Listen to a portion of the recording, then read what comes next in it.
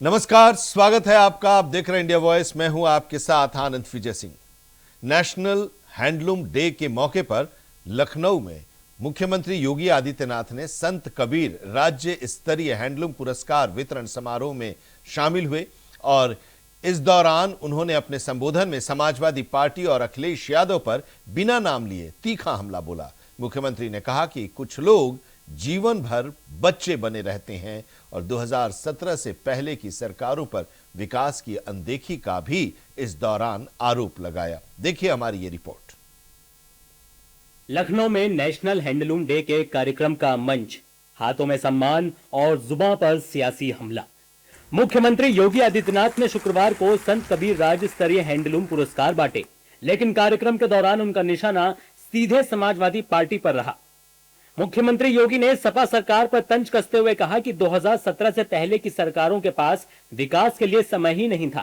पहले प्रदेश पहचान के संकट से जूझ रहा था, लेकिन आज यूपी विकास और निवेश की नई पहचान बन चुका है। यह कार्य 17 के पहले भी हो सकता था, लेकिन भाई भतीजेवाद में पड़ी भी डूबी भी उस समय की सरकारों के पास ये फुर्सत कहां थी, और फुर्सत के लिए समय चाहिए। योगी यही नहीं रुके, उन्होंने बिना नाम लिए सपा प्रमुख अखिलेश यादव पर सबसे तीखा हमला बोला और कहा कि कुछ लोग जीवन भर बच्चे ही बने रहते हैं। जीवन भर बच्चे ही बने रहते हैं, और बबुआ भी यही करते थे। 12 बजे सो के उठते थे, 2 बजे तक तैयार होते थे, 5 बजते बजते उनके जिम जाने का समय हो जाता था और 7 बजे के बाद तो महफिल जम जाती थी। तब तो फिर देश और दुनिया से उनका संबंध ही समाप्त हो जाता था। तो प्रदेश के बारे में कहां से सोच उनके पास थे। इसी कारण दंगे होते थे, महीनों महीनों कर्फ्यू रहता था, इंसेफ्लाइटिस से मौतें होती थी, डेंगू से मौतें होती थी। इसके साथ ही मुख्यमंत्री ने प्रदेश के उत्पादों को बढ़ावा देने पर जोर दिया और बताया कि कैसे आज यूपी में बने सामानों की डिमांड बढ़ रही है। और मुझे बहुत अच्छा लगता है, अब दीपावली हो, होली हो, ईद हो, कोई भी पर्व और त्योहार होता है, किसी के घर में कोई मांगलिक कार्यक्रम होता है, तो लोग उत्तर प्रदेश के अंदर बने हुए उत्पाद को ही भेंट करते हैं। कोई भदोई की कालीन का नमूना लेके आता है, कोई फिरोजाबाद की मूर्ति को लेकर के आता है, कोई पीतल से बने हुए उत्पाद को मुरादाबाद से लेकर आता है, कोई हार्डवेयर से जुड़े हुए उत्पाद को लेकर आता है, कोई स्पोर्ट्स आइटम युवा के लिए लेके आता है। सब अब यूपी के अंदर बन रहे हैं। यानी हैंडलूम के मंच से सीएम योगी ने विकास का संदेश भी दिया और सपा पर राजनीतिक प्रहार भी किया। यूपी में भले ही चुनाव अभी दूर हो, लेकिन सियासत में आरोप प्रत्यारोप का दौर लगातार तेज होता जा रहा है। ऐसे में मुख्यमंत्री के बबुआ वाले बयान ने एक बार फिर प्रदेश के राजनीतिक तापमान को और बढ़ा दिया है। उत्तर भारत में लगातार हो रही मूसलाधार बारिश ने जनजीवन पूरी तरह से अस्त व्यस्त कर दिया है। दिल्ली एनसीआर में जल भराव और भीषण ट्रैफिक जाम देखने को मिली और इस दौरान ग्रेटर नोएडा में कई किलोमीटर तक लंबा जाम भी लगा रहा।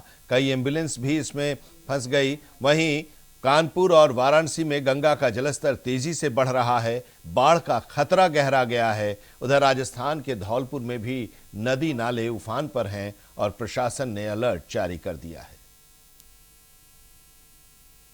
आसमान से लगातार बरसती बारिश, सड़कों पर समंदर जैसा मंजर, गाड़ियों की रफ्तार पर ब्रेक और हर घंटे लोगों की बढ़ती मुश्किलें। उत्तर भारत में इस वक्त बारिश का दौर जारी है। दिल्ली एनसीआर में कई दिनों से जारी बारिश ने राजधानी की रफ्तार थाम दी है। बुधवार से लगातार हो रही बारिश के बाद कई इलाकों में जलभराव हो गया है। कानपुर की देवली रोड हो या दूसरी प्रमुख सड़कें, हर तरफ पानी ही पानी नजर आ रहा है। ऑफिस जाने वाले लोग घंटों ट्रैफिक में फंसे रहे और पैदल चलने वालों को भी भारी परेशानी उठानी पड़ रही है। दिल्ली से सटे ग्रेटर नोएडा में हालात और भी मुश्किल हो गए हैं। हल्द्वानी कुलेसरा मार्ग पर जलभराव की वजह से शुक्रवार को कई किलोमीटर लंबा जाम लग गया। इस जाम से एक एम्बुलेंस भी फंसी दिखी, घंटों तक वाहन रेंगते रहे और लोगों का सफर परेशानी में बदल गया। बारिश ने सिर्फ ट्रैफिक ही नहीं रोका बल्कि शहरों की व्यवस्थाओं की भी पोल खोल दी है।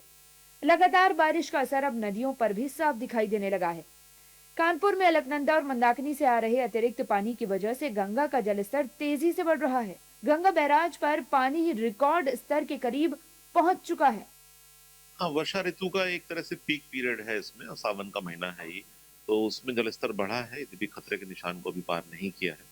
आसपास के क्षेत्रों में उन्होंने अलर्ट किया है। हमारे यहाँ यमुना जी में भी और गंगा जी में जलस्तर बढ़ता है, कटरी के गांव प्रभावित होते हैं, उधर यमुना में अमृतपुर, गड़ाथा वगैरह, तो अब के माध्यम से भी लोगों को पता लग रहा है, और हमारे जो तहसीलों के सिस्टम है उनको भी एक्टिवेट किया गया है।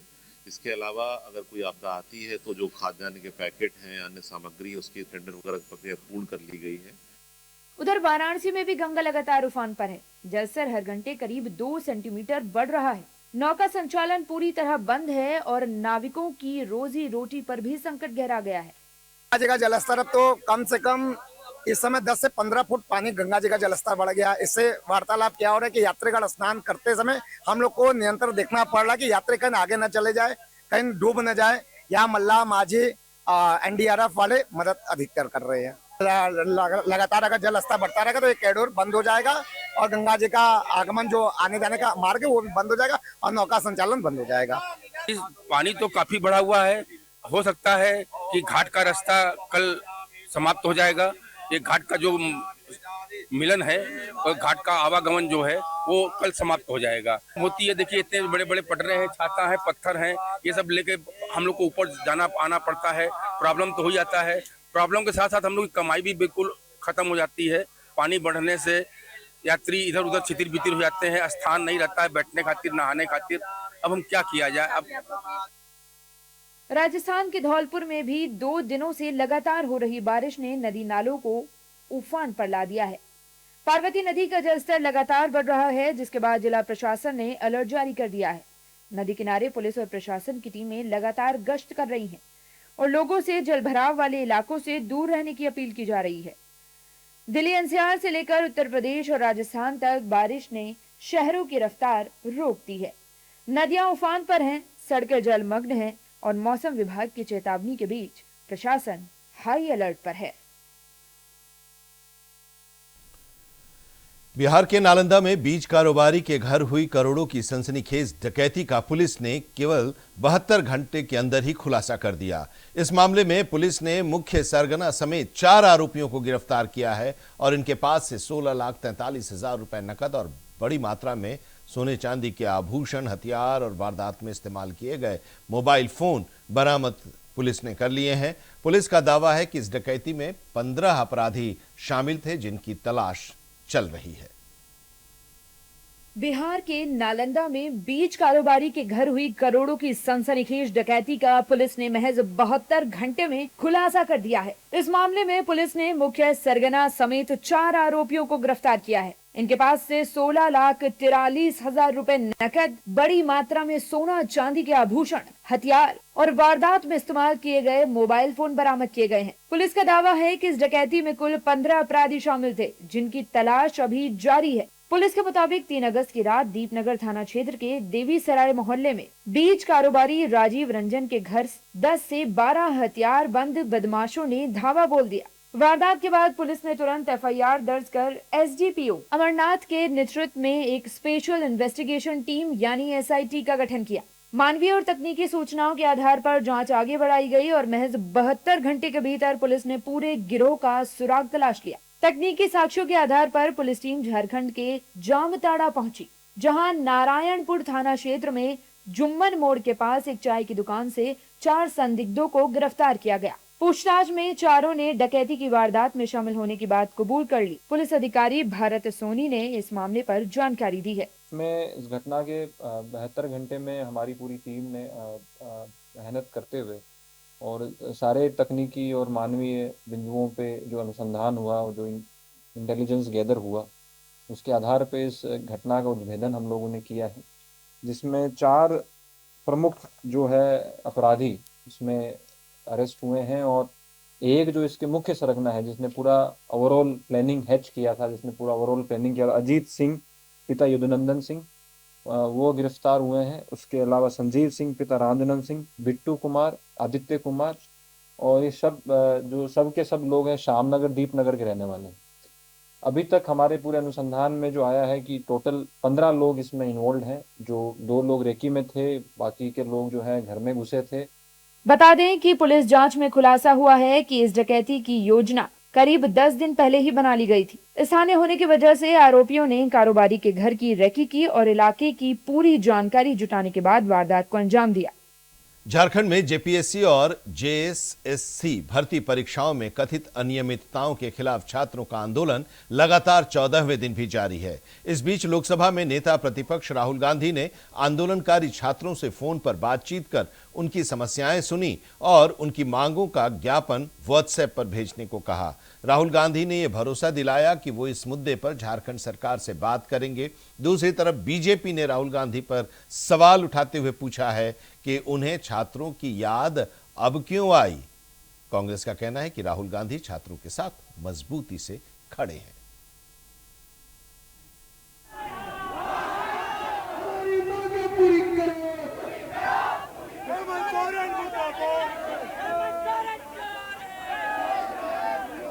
झारखंड में जेपीएससी और जेएसएससी भर्ती परीक्षाओं में कथित गड़बड़ियों के खिलाफ पिछले 14 दिनों से छात्रों का आंदोलन जारी है, लेकिन अब उनके आंदोलन की गूंज राहुल गांधी तक पहुंच गई है। आंदोलनकारी छात्रों से लोकसभा में नेता प्रतिपक्ष राहुल गांधी ने गुरुवार रात फोन पर बातचीत की। करीब 10 मिनट तक चली इस बातचीत में उन्होंने छात्रों की समस्याएं सुनी, मांगों की सूची व्हाट्सएप पर मंगाई और भरोसा दिया कि वो इस मुद्दे पर झारखंड सरकार से बात करेंगे। राहुल ने छात्रों से क्या कहा? मांगों का ज्ञापन भेजिए, सरकार से बात करूंगा, छात्रों की आवाज सुनी जानी चाहिए और न्याय दिलाने की पूरी कोशिश होगी। इधर राहुल गांधी का फोन घुमा, उधर राजनीति का तापमान भी बढ़ गया। बीजेपी पूछ रही है कि जब छात्र 14 दिनों से आंदोलन कर रहे थे तो राहुल गांधी अब तक क्या कर रहे थे। भाजपा का आरोप है कि कांग्रेस सिर्फ छात्रों की आड़ में राजनीतिक फायदा उठाने की कोशिश कर रही है। देखिए, राहुल गांधी और कांग्रेस पार्टी के चेहरे से मास्क हट गया। वो अपने कन्वीनियंस की राजनीति करते हैं। राज्यों को देखकर इनका छात्रों के प्रति नजरिया बदल जाता है, आंदोलन के प्रति नजरिया बदल जाता है। झारखंड के छात्र 12-13 दिनों से कह रहे थे, हबीबी राहुल तुम कब आओगे, लेकिन राहुल गांधी पर कोई असर नहीं हो रहा था। 13 दिन के बाद उन्होंने एक वीडियो संदेश जारी किया और छात्रों से बातचीत की। राहुल बाबा, यहाँ बच्चों को आपका वर्चुअल सहानुभूति नहीं चाहिए, वो चाहते हैं कि जमीन पर आप उनका समर्थन करें। इतनी जल्दी याद पड़ गई उनको झारखंड में। उनके 4 मंत्री हैं, एक भी मंत्री झारखंड में छात्रों से मिलने गए। अगर वो थोड़ा भी गंभीर होते तो वहां के माननीय मुख्यमंत्री हेमंत सोरेन जी पर दबाव बनाते कि सीबीआई से जांच इसकी कराई जाए। केवल छात्र आंदोलन में के आड़ में कैसे अपनी राजनीतिक रोटी सेकी जाए। बात तो यह है कि उनकी कुंभकर्णी निद्रा 14वें दिन कैसे टूट रही है। जिस कदर आंदोलनकारियों ने शांतिपूर्ण तरीके से अपनी बार बार बातें रखी और जो विजुअल्स वहां दिखे हैं, सबके सब वहां प्रदर्शनकारी यही कह रहे हैं कि यहाँ कोई भी नौकरी योग्यता और मेधा पर नहीं मिलती है, सबकी भारी कीमत चुकानी पड़ती है और उसके बाद ही नौकरियों के लिए दरवाजे खुल पाते हैं। वहीं कांग्रेस का कहना है कि राहुल गांधी हमेशा छात्रों के साथ खड़े रहे हैं और उनकी आवाज उठाना विपक्ष की जिम्मेदारी है। जो छात्रों की समस्याएं हैं जेन्युइन, उसके लिए तैयार खड़े हैं, बात करेंगे। और जहां तक सवाल है रांची में जो आंदोलन चल रहा है उसमें 4 मंत्री और छात्रों का एक समूह बन गया है। जल्दी बातचीत होगी और समस्याओं का अंत होगा। और आदरणीय राहुल गांधी जी ने यही काम किया है कि पहले धरने पर बैठे छात्रों से संवाद किया है और संवाद के उपरांत माननीय मुख्यमंत्री जी से भी बात होगी। लेकिन धरने प्रदर्शन के पहले ही सरकार इस पर संज्ञान ले चुकी है। हम सीआईडी जांच करवा चुके थे, सीआईडी जांच चल रही है, अध्यक्ष का इस्तीफा हो गया, 15 से ऊपर लोगों की गिरफ्तारी सुनिश्चित हो गई। इस बीच छात्रों ने सरकार के साथ प्रस्तावित वार्ता के लिए 11 सदस्य प्रतिनिधि मंडल की सूची भी जारी कर दी है। हालांकि उन्होंने ये भी दोहराया कि वो बंद कमरे में बातचीत नहीं करेंगे, सीधे सीएम से बातचीत करेंगे और वार्ता पूरी तरह पारदर्शी और सार्वजनिक होनी चाहिए। तस्वीर साफ है, एक तरफ छात्र अपनी मांग पर अड़े हैं, दूसरी तरफ सरकार बातचीत को तैयार है और तीसरी तरफ इस मुद्दे पर बीजेपी और कांग्रेस आमने सामने है। ऐसे में सबसे बड़ा सवाल यही है कि राहुल गांधी की एंट्री से हेमंत सोरेन सरकार और छात्रों के बीच बातचीत से समाधान निकलेगा या फिर इस मुद्दे पर सियासत और तेज होगी। कॉकरोच जनता पार्टी के संस्थापक अभिजीत दीपके के घर के बाहर विरोध प्रदर्शन हो रहा है। गुरुवार को हुई सीजेपी की कोर टीम की बैठक के दौरान महाराष्ट्र के छत्रपति संभाजी नगर में विरोध प्रदर्शन देखने को मिला। आंदोलन से जुड़े होने का दावा करने वाले दो युवकों ने सीजेपी संस्थापक अभिजीत दीपके के घर के बाहर वालूज एमआईडीसी इलाके में धरना दिया और आरोप लगाया कि उन्हें कोर टीम की बैठक में शामिल होने या अपनी बात रखने का मौका नहीं दिया गया। प्रदर्शन करने वाले जो युवक हैं उनका नाम मनीष ब्रह्मभट्ट और राहुल पांड्या है। देखिए ये रिपोर्ट। कॉकरोच जनता पार्टी के संस्थापक अभिजीत दीपके के घर के बाहर विरोध प्रदर्शन हो रहा है। गुरुवार को हुई सीजेपी की कोर टीम की बैठक के दौरान महाराष्ट्र के छत्रपति संभाजी नगर में ये विरोध प्रदर्शन देखने को मिला। आंदोलन से जुड़े होने का दावा करने वाले दो युवकों ने सीजेपी संस्थापक अभिजीत दीपके के घर के बाहर वालूज एमआईडीसी इलाके में धरना दिया और आरोप लगाया कि उन्हें कोर टीम की बैठक में शामिल होने या अपनी बात रखने का मौका नहीं दिया गया। प्रदर्शन करने वाले युवकों के नाम मनीष ब्रह्मभट्ट और राहुल पांड्या है। सुनिए ये दोनों क्या कह रहे हैं। मेरा मकसद है, हमारे सब लोगों का मकसद है, दूसरे ये तो हम दो है, ऐसे 100, 200, 500 लोग हैं जो वहाँ पे थे। उन सबका कहना है कि डिसीजन क्यों कुछ लोग लेते हैं। अगर हम डेमोक्रेसी में मानते हैं तो हम डेमोक्रेटिक वे में ही डिसीजन लेने पड़ेंगे।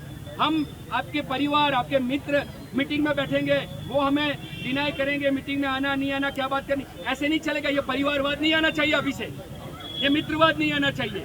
लोगों को जोड़ना और हम अभी तक चुप थे क्योंकि आंदोलन का नुकसान ना हो, क्योंकि हमारा मकसद आंदोलन। पर जब तक हम बोलेंगे नहीं, हम अगर बात नहीं करेंगे तो हमारी बात हमने रात को 1 बजे तक ट्राई किया, हमारे पास चैट है, हमने आशुतोष से बात की, हमारे पास ऑडियो रिकॉर्डिंग है, हमने बात की, पर ये लोग इग्नोर करते हैं।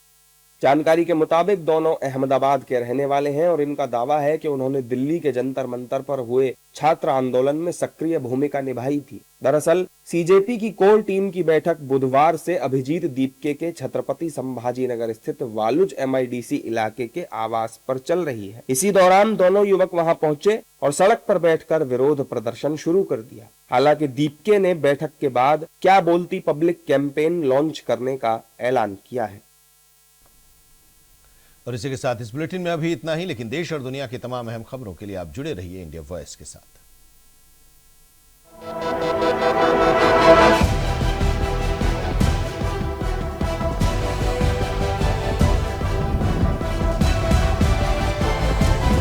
इंडिया वॉइस, आपकी सोच, आपकी आवाज।